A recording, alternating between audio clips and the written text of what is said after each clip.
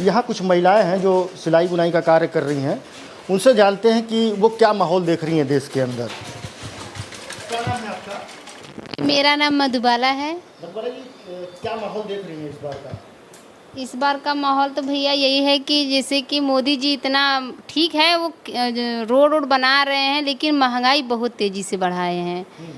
इसकी वजह से हम अपना खुद का बता रहे हैं कि इस बार हम मोदी जी को वोट नहीं देंगे। अच्छा। हाँ, लेकिन ये तो सड़क उड़क चारों तरफ बनवाए हुए हैं, इतना कह रहे हैं कि विकास हो रहा है, बनारस में भी तमाम तरह का। सड़क तो बनवाए हैं, लेकिन हम ही लोग का ज़मीन लेकर बनाए ना, तो ज़मीन तो कम ही हो जा रहा है। ज़मीन हम लोग का कम जा रहा है तो हम लोग खेती कहाँ से करेंगे? अब खेती नहीं करेंगे तो खाएंगे कहाँ से? कमाई भी तो नहीं उतनी है कि हाँ उतना हम लोग का पगार है, कमाई है कि हम लोग उतने का खा पी लेंगे। आज सड़क तो बन जा रहा है ठीक है, लेकिन हम लोग का ज़मीन तो कम हो जा रहा है कि नहीं? इसी की वजह से हमें इस बार हम चुनाव में उनको नहीं देंगे। कुछ लोगों के अंदर प्रधानमंत्री जी को लेकर के आक्रोश भी है कि वो जिस तरीके का कार्य डेवलपमेंट हो रहा है उससे उनकी ज़मीनें चली जा रही हैं और महंगाई जो है एक मुद्दा बन करके इस बार के चुनाव में सामने आ रहा है। क्या नाम बाबू आपका? करीना मेरा नाम है। पढ़ती हैं आप? पढ़ चुके हैं, यही सिलाई कर रहे हैं। अच्छा, तो क्या लगता है कि एक युवा वर्ग से आप बिलोंग कर रहे हैं, तो क्या लगता है किस तरह की सरकार आनी चाहिए?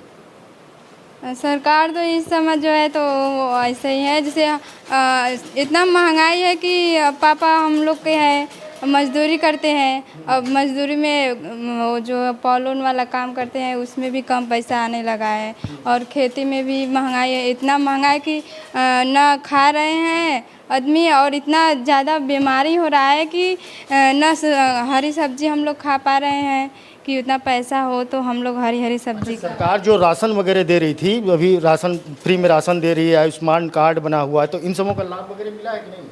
अभी तो नहीं।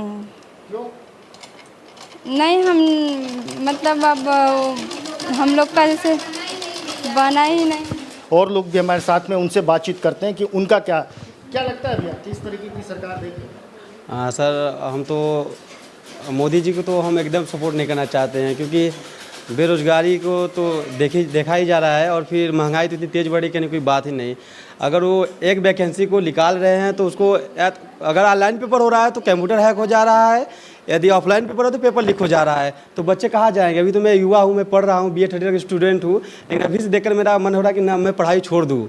मतलब पेपर लीक के मामले को लेकर के अंदर खौफ बना हुआ है कि क्यों नहीं, यहाँ इतने बच्चे सब मेहनत कर रहे हैं, 10-10 साल बाहर रह के पढ़ रहे हैं, बनारस रह के पढ़ रहे हैं, उनका कुछ रिजल्ट नहीं आ रहा है, घर वाले भी परेशान हैं, बच्चे भी परेशान हैं। कितने बच्चे सुसाइड कर ले रहे हैं इन सब चीज़ों को देखते हुए, कैसे क्या होगा? अब हम तो ये चाहते हैं कि कोई भी सरकार बने, पढ़ी लिखी सरकार बने, और जो कि युवा के लिए वर्क करे और पूरे देश के लिए अच्छा काम करे। तो प्रधानमंत्री जी ने इस गांव को गोद लिया हुआ है और आप इसी गांव में हैं, तो क्या लगता है क्या माहौल देख रहे हैं? जी, इस समय सर देखिए, मतलब कि जो है चुनावी माहौल है उसमें पता नहीं चल रहा है कौन जीतेगा कौन हारेगा, क्योंकि सभी अपने अपने को बता रहे कि हम ही जीतेंगे, हम हारेंगे नहीं। तो अब जब वोटिंग जब होगा तभी पता चलेगा। लेकिन हमें सोचे कोई भी सरकार बने तो जो एजुकेशन सिस्टम है वो बहुत ही बिगड़ चुका है, क्योंकि हम पढ़ रहे हैं, एक पेपर हो रहा है, 2 पेपर हो जा रहा है, एक का रिजल्ट ही नहीं आ रहा है। जब रिजल्ट आएगा तब ना बच्चा कोई सिलेक्शन कर पाएगा कि हम क्या करना है, किस क्षेत्र में जाना है। तो जो भैया बोले हैं उनके बात से हम भी सहमत हैं, मतलब कि कोई भी सरकार बने, मतलब जो एजुकेशन सिस्टम है, जो बेरोजगारी है, और हमें सोच रहे हैं कि कोई सरकार बने तो लघु उद्योग जो गांव में है वह शुरू करे, क्योंकि गांव में बहुत सी बेरोजगारियां हैं। महंगाई भी एक मुद्दा है जी, बहुत महंगाई भी है।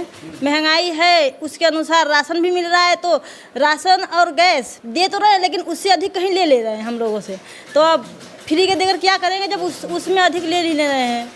आयुष्मान कार्ड वगैरह बनाया सरकार ने कि मुफ्त में इलाज होगा, राशन तो मान लीजिए आप बात करें कि राशन आपको फ्री में मिल ही रहा होगा, तो आयुष्मान कार्ड का भी कुछ लाभ मिला? आयुष्मान कार्ड का लाभ तो मिल रहा है, लेकिन डॉक्टर जो लोग हैं दे तो रहे हैं, लेकिन अधिक से अधिक दवाई मंगाकर रिपोर्ट बनाकर भेज दे रहे हैं सरकार के पास कि हाँ 1 लाख 2 लाख का बिल बनाकर भेज दे रहे हैं, जबकि दवा 10 से 5 हज़ार करते हैं। तो अब कैसे समझ लें कि आयुष्मान कार्ड पर फ्री में दवा हो रहा है या नहीं हो रहा है, अच्छे से दवा हो रहा है या नहीं हो रहा है? तो इसका हमें तो नहीं लगता। क्या कह रहे थे आप? कुछ कह रहे थे? हाँ सर, नागेपुर जो कि गोद लिया हुआ गांव है मोदी जी का, और आप दूसरे गांव के अपेक्षा यदि इसको आप देखेंगे तो बहुत ज़्यादा डेवलपमेंट हुआ नहीं है। जब गोद लिए थे तो उसके बाद सोचा गया था कि मतलब सोच रहे थे हम लोग कि हम लोग का गांव जो एक दूसरे से चमक जाएगा, अच्छा होगा, और यहाँ पे जो कि हॉस्पिटल खुल जाएगा, स्कूलें, बड़े बड़े कॉलेज होंगे और हमारे यहाँ सब बच्चे दूर दूर से पढ़ने आएंगे। लेकिन ऐसा कुछ नहीं हुआ, जबकि और भी परेशानियाँ बढ़ गई। परेशानियाँ बढ़ने का मतलब जैसा था वैसे ही है, लेकिन अभी नए एक हॉस्पिटल यहाँ पे है, ना कोई प्ले ग्राउंड है कोई अच्छा सा, ना कोई एक अच्छा कॉलेज है।